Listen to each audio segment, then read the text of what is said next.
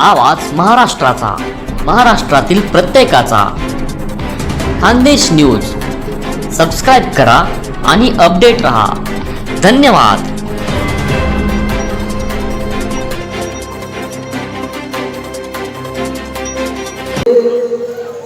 आम्हा सखे हरिजन संसार तो कोण लेखे. आम्हा सखे हरिजन काळ ब्रह्मांड देस रे.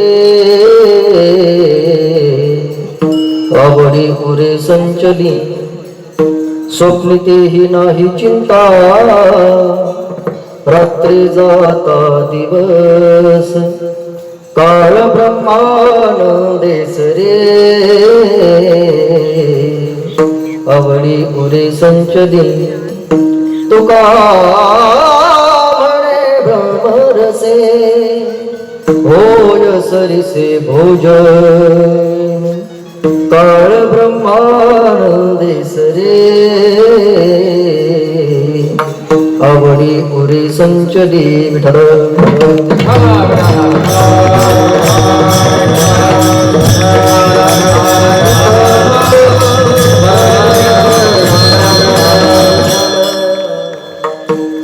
अलंकापुरीरम्य सिंहासन स्तंभं भोजते जस्फुरदिक् प्रदेशं. विधिन्दादिदेवैः सदा स्तूयमानं समाधिस्थमूर्तिं भजे ज्ञानदेवम्. महायोगपीठे तटे भीमरत्यां वरं पुण्डरीकाय दातुं मुनीन्द्रैः समागत्य तिष्ठतमानन्दकन्दं वरब्रह्मलिङ्गं भजे पाण्डुरङ्गम्.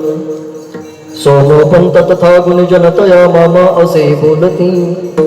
नामे शंकर शंकरा शुभकरा निसंग जो संगती. पुण्यश्लोकीचा पुण्यनगरीचा मोती करा शोभतो. ऐशा संतवरा शुभ करा. दांडे करा वंदितो माझी वाणी तुझे वर्णी गुणवा. माझी वाणी तुझे वर्णी गुणवा.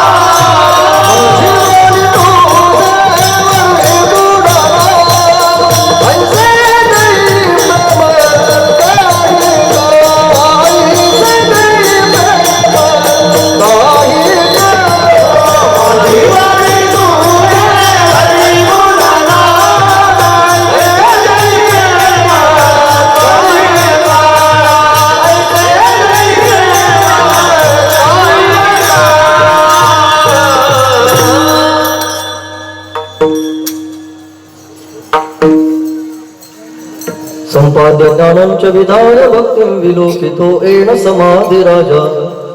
वैराग्यवन्तं सुविचारयुक्तं नमामि जोगं शिरसा गुरुन्तं.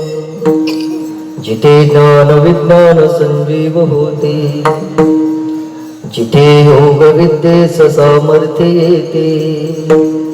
जिथे मानवाला मिळे मोक्ष गाथा.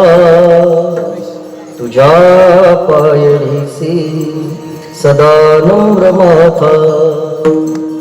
नवे फूल अश्वत्थ वृक्षास आली. जिथे ज्ञान ओवे सहवेद झाले. तुझ्या शब्द शब्दात सायोजनाथा तुझ्या पायरीसी सदा नम्र माथा तुझ्या मंदिरी आर्त जीवास तृप्ती तुझ्या दर्शने लोक स्वानंद घेती श्रुती धन्य झाल्या तुझे गीत गाता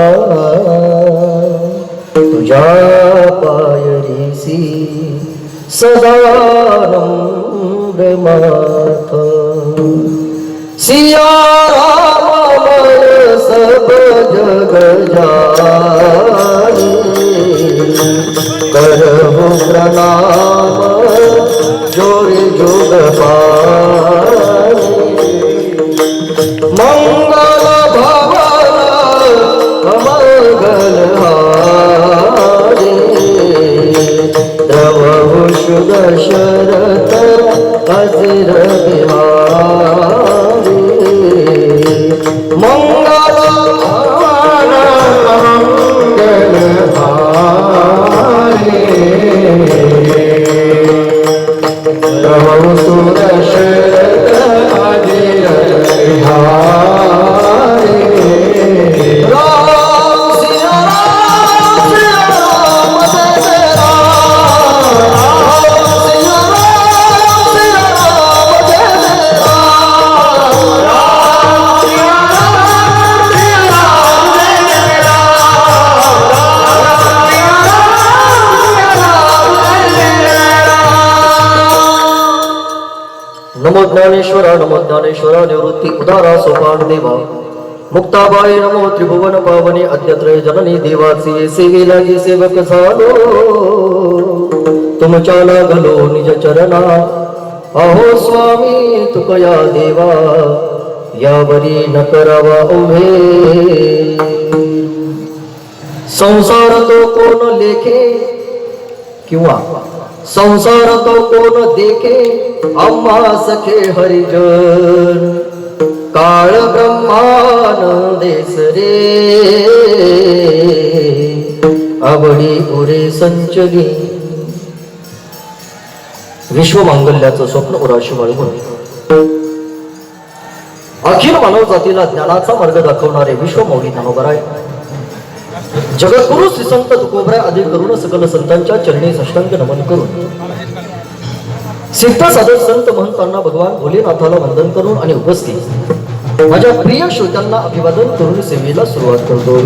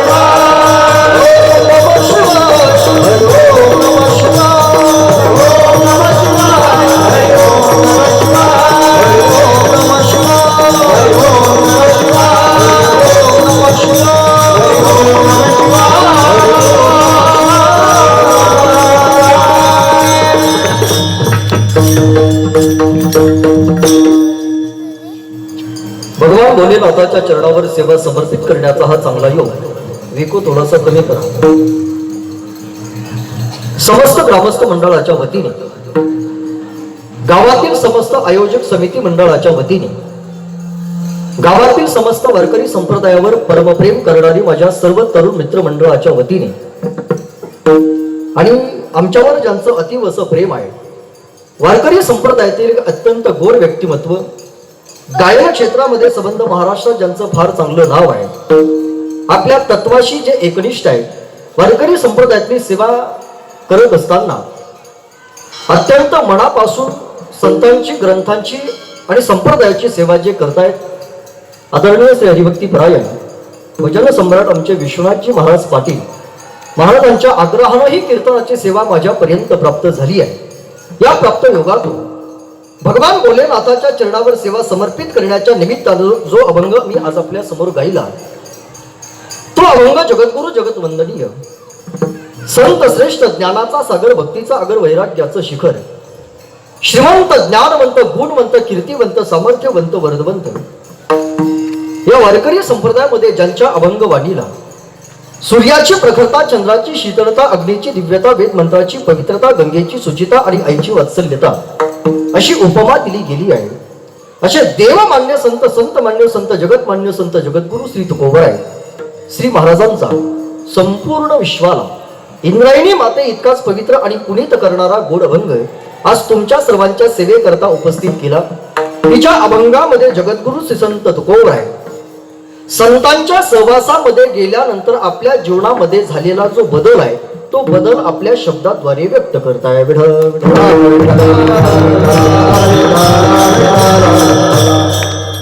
अभंग जगद्गुरु तुकोबराय यांचा आहे.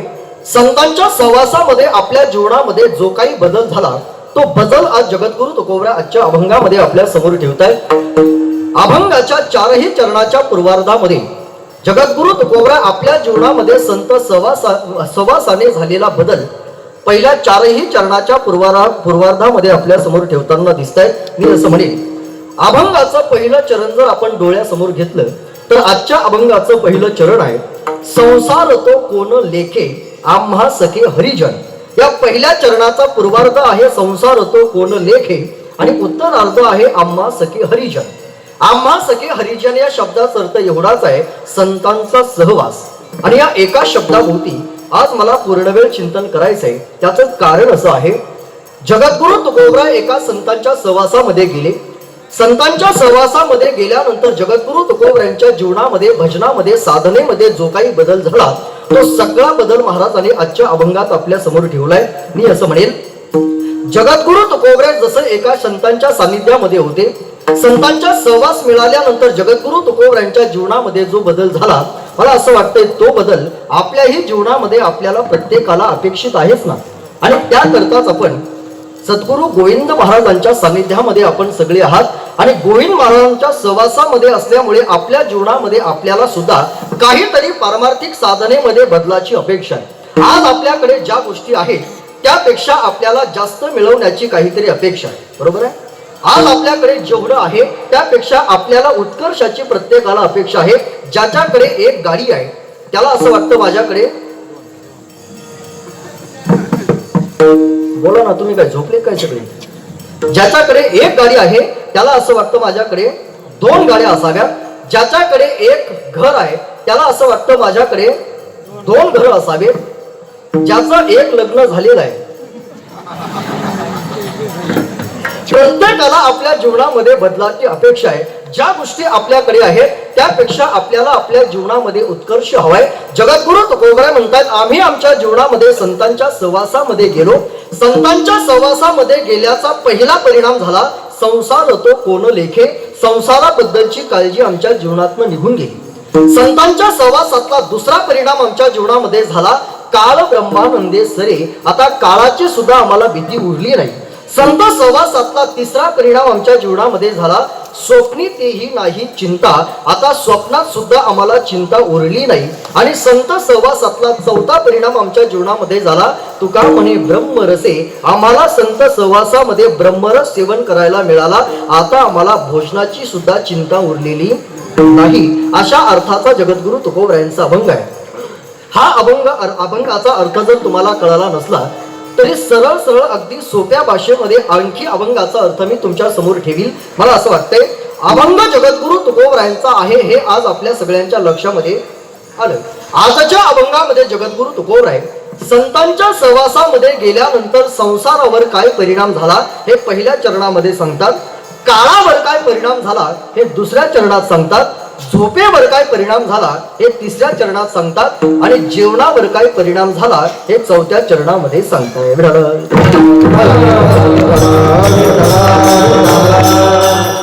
अभंगाच्या चारही चरणाचा सरळ सरळ अर्थ मी तुमच्या पुढे मांडला. संकल्पित वेळेमध्ये आपल्याला अभंगावर पूर्णवेळ चिंतन करायचंय. तत्पूर्वी गायलेल्या अभंगाची अर्थ पूजा बांधत असताना ज्या निमित्तानं हा धर्ममंडप कीर्तन सभेसाठी या ठिकाणी सुसज्ज झालाय त्याबद्दलच्या काही प्रामाणिक आणि गोड भावना मला या निमित्तानं अभिव्यक्त कराव्या लागतील. सामाजिक भान आणि सामाजिक जाण असलेलं हे कासोदा गाव, या गावामध्ये गेली अनेक वर्षापासून ही परमार्थाची साधना आपल्याकडे चालू आहे. ज्या महान संतांच्या कृपा आशीर्वादानं हा नामसप्ताह चालू आहे. वारकरी संप्रदायाचे मार्गदर्शक तुम्हा आम्हा सगळ्यांचे सद्गुरू प्रातस्मरणीय गोविंद महाराज यांच्या आशीर्वादानं आणि हरिभक्तीपरायण सद्गुरू माहूजी महाराज यांच्याही आशीर्वादानं गेली अनेक वर्षापासून ही परमार्थाची साधना आपल्याकडे चालू आहे. मी असं म्हणेन गेली 69 वर्षापासून ही परमार्थाची साधना आपल्याकडे जर चालू असेल तर मी असं म्हणेल महान संतांच्या आशीर्वादानं जर आपण सप्ताह करत असाल तर आपल्या नाम सप्ताहाची वृद्धी झाल्याशिवाय राहत नाही. गेली 69 वर्षापासून ही परमार्थाची साधना तुम्ही प्रेमानं करत आहात. फार महान संतांचे आशीर्वाद तुमच्या जीवनामध्ये प्राप्त आहे. गोविंद महाराजांच्या आशीर्वादानं गेली 70 वर्षापासून 69 वर्षापासून जर ही परमार्थाची साधना तुम्ही करत आहात तर मी असं म्हणेल ज्या वेळेला तुमच्या या नाम सप्ताहाला 100 वर्ष पूर्ण होतील दादा त्यावेळेला तुम्ही सगळे जिवंत असणारच आहात. काय म्हणालो मी? ज्या वेळेला तुमच्या या नाम सप्ताहाला 100 वर्ष पूर्ण होतील त्यावेळेला तुम्ही सगळे जिवंत असणार आहात. ज्या वेळेला तुमच्या या नाम सप्ताहाला 125 वर्ष पूर्ण होतील त्यावेळेला मैक सिस्टीम यांचीच असणार आहे. बरं, चांगली सिस्टीम. ज्या वेळेला तुमच्या या नाम सप्ताहाला 125 वर्ष पूर्ण होतील त्यावेळेला माईक सिस्टीम यांचीच असणार आहे. ज्या वेळेला तुमच्या या नाम सप्ताहाला 150 वर्ष पूर्ण होतील त्यावेळेला चौथ्या दिवशीचं कीर्तन तुम्ही माझंच पुन्हा ठेवणार आहात. बरोबर आहे. आणि ज्या वेळेला तुमच्या या नाम सप्ताहाला 200 वर्ष पूर्ण होतील दादा त्यावेळेला विनेकरी हेच असणार आहेत. काय गोड विनेकरी आहेत महाराज, नाचत नाचत गेली तिथे. या अवस्थेमध्ये जर आता ते बोलाव का नाही मोठा प्रश्नच आहे, परंतु तुमची माफी मागून बोलेन. एवढ्या वयामध्ये जर म्हातारी इतकं खेत्री येतं लहानपणी कसं असेल? वारकरी संप्रदायातली सेवा मनापासून करतात महाराज. फार आयुष्य आहे तुम्हाला. बस भगवंताच्या कृपेने महिन्याची वारकरी आहेत. वा वा वा. वारकरी संप्रदायातली सेवा अंतःकरणापासून करतायत. मला जाताना सुद्धा एवढं कौतुक वाटलं. या वयामध्ये विना घेणं इतकी सामान्य गोष्ट नाही. याकरता संप्रदायाविषयी अंतःकरणापासून श्रद्धा असावी लागते, ताकद असावी लागते. नाहीतर 80 वर्षाची अर्थात वृद्ध माणसं अर्थात कीर्तनामध्ये विनय घेत आहेत आणि 25 30 वर्षाची मुलं कीर्तनाला सुद्धा येत नाही. हे फार मोठं दुर्भाग्य आहे. परंतु महाराज या ठिकाणी उपस्थित आहेत. गोविंद महाराजांच्या आशीर्वादानं हा तुम्ही नाम सप्ताह करताय. बाबा 200 वर्षापर्यंत जिवंत राहणार आहेत. तुम्ही सुद्धा फार मोठा नाम सप्ताह या ठिकाणी याही पेक्षा पुन्हा पुन्हा चांगला करणार आहात. आणि हा नाम सप्ताह तुमचा असाच पिढ्यानपिढ्या चालू राहण्याकरता भगवान भोलेनाथाने आणि गोविंद महाराजाने तुम्हा सगळ्यांना उदंड आयुष्य आरोग्य प्रदान करावं ही शुभकामना भगवंताच्या चरणावर बाबांच्या चरणावर व्यक्त करेल.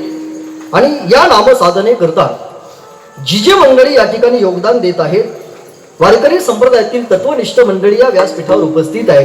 खरं तर ज्यांची आपण गोड आणि पवित्र चांगली चाल ऐकली आहे.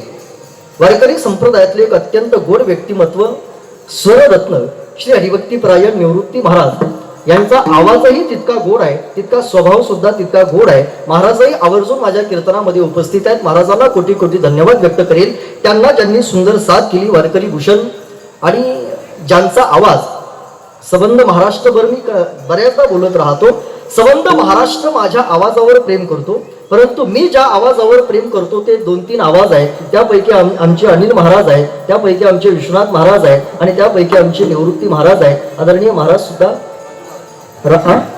राजेंद्र महाराज तेही आवर्जून या ठिकाणी उपस्थित आहेत, ज्यांचा मृदुंग आपण ऐकत आहात. मृदुंग सम्राट, मृदुंग क्षेत्रातलं एक अत्यंत गोड व्यक्तिमत्व, मृदुंग क्षेत्रातला राजा माणूस.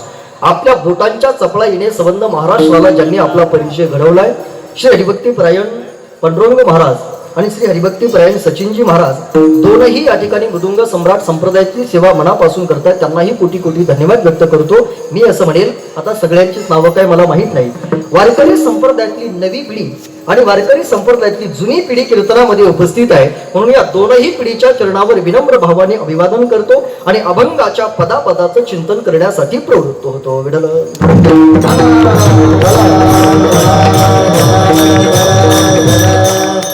अभंग जगद्गुरु तुकोबराय यांचा असून आजच्या अभंगामध्ये जगद्गुरु तुकोबराय संतांच्या सहवासामध्ये गेल्यानंतर आपल्या जीवनामध्ये झालेला बदल शब्दाद्वारे व्यक्त करतायत.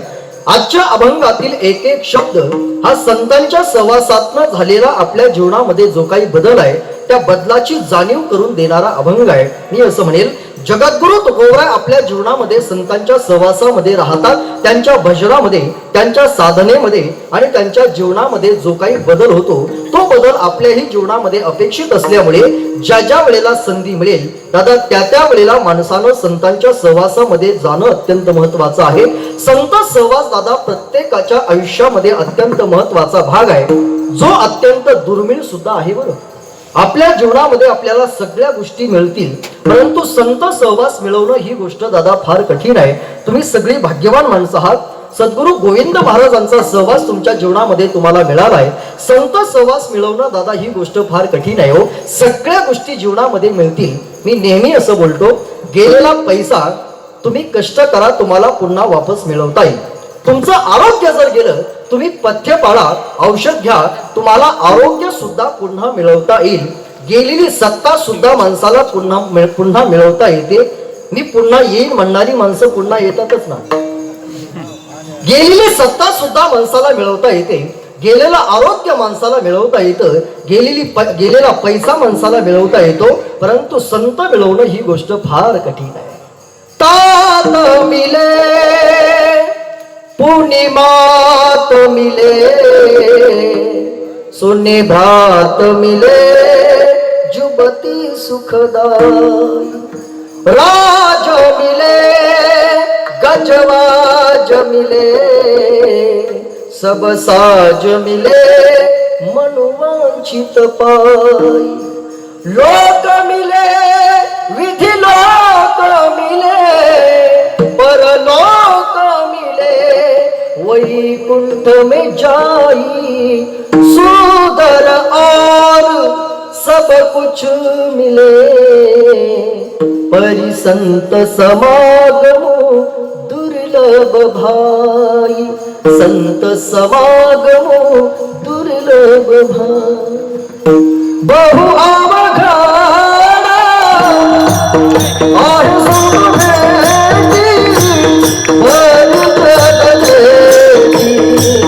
करुणा देवी, बलदेवी, करुणा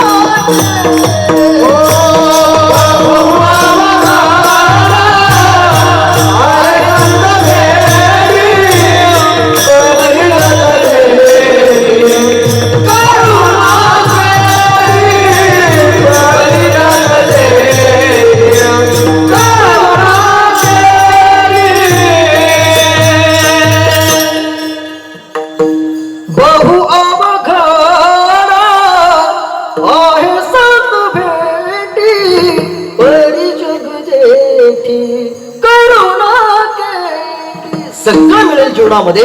संत मिळवणं दादा ही गोष्ट फार कठीण आहे. अनेक प्रमाण दादा वारकरी संतांनी आपल्याला दिलेत ना त्या पद्धतीनं.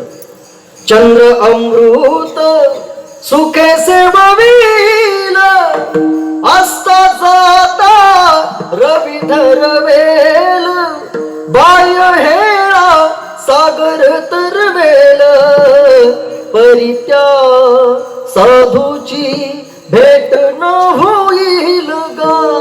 संत मिळवणं दादा ही गोष्ट फार कठीण आहे. संत आपल्या जीवनामध्ये मिळवतात. जगद्गुरु तुकोबराय आणि जगद्गुरु तुकोबराय म्हणतात संत सहवास आमच्या जीवनामध्ये ज्या दिवशी मिळाला, आ संसाराबद्दलची काळजी आमच्या जीवनातून निघून गेली. ज्या संसारामध्ये आपण राहतो त्या संसारामध्ये प्रत्येकाला रोज काही ना काही अर्थात काळजी चिंता आहे. परंतु जगद्गुरु तुकोबराय म्हणतात ज्या प्रपंचामध्ये तुम्ही राहता तो प्रपंच तुम्हाला दुःख देतो.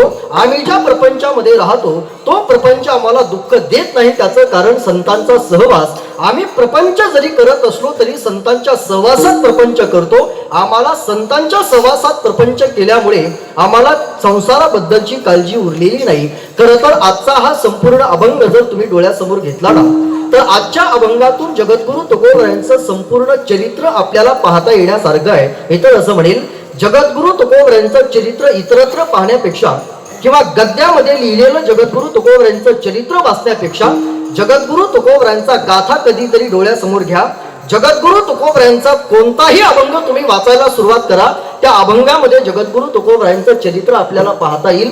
अभंगातील प्रत्येक चरणामध्ये जगद्गुरु तुकोबरायांचं चरित्र आहे. वेगळं चरित्र पाहण्याची गरजच नाही. खरं तर आजच्या अभंगातून जगद्गुरु तुकोबरायांचं चरित्र आपल्या समोर ठेवता येण्यासारखं आहे. मी असं म्हणेल संत सहवासामध्ये जाण्याच्या अगोदरचं जगद्गुरु तुकोबरायांचं चरित्र आणि संत सहवासामध्ये गेल्यानंतरचं चरित्र दादा हे वेगळं आहे बरं.